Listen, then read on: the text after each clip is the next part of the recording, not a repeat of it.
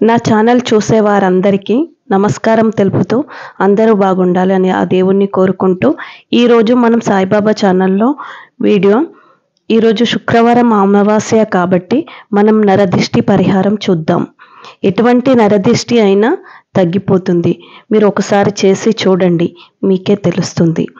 మనం ఈ నరదిష్టి పరిహారానికి కావాల్సిన పదార్థాలు చూద్దాం. ఒకటి దొడ్డుప్పు, ఒకటి గ్లాస్ బౌలు, గ్లాసు, 2 నిమ్మకాయలు, 7 లవంగాలు. ఈ లవంగాలు ఊడిపోవద్దండి, సరిగ్గా ఉండాలి. గ్లాస్ బౌల్ నిండా దొడ్డుప్పు తీసుకొని దానిపైన 5 లవంగాలు ఉంచి హాలులో ఉంచండి. ఎవరైనా వస్తే కనిపించేలా ఉంచండి. దానితో నెగటివ్ ఎనర్జీ ఏదైనా ఉంటే అది లాగేస్తుంది. రెండవది, గ్లాస్ నిండా నీళ్లు ఉంచి దానిలో 1 నిమ్మకాయ ఉంచి కనిపించేలా ఉంచండి. మిగిలిన నిమ్మకాయను కట్ చేసి దాని నిండా కుంకుమ అద్ది దానిపైన 1 లవంగం ఉంచి ఇంటి ప్రధాన గుమ్మం ముందు ఉంచండి.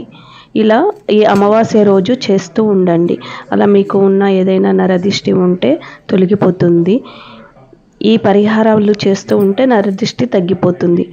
నా యొక్క వీడియో మీకు నచ్చినట్లయితే లైక్ చేయండి, షేర్ చేయండి, సబ్స్క్రైబ్ చేయండి. ధన్యవాదాలు.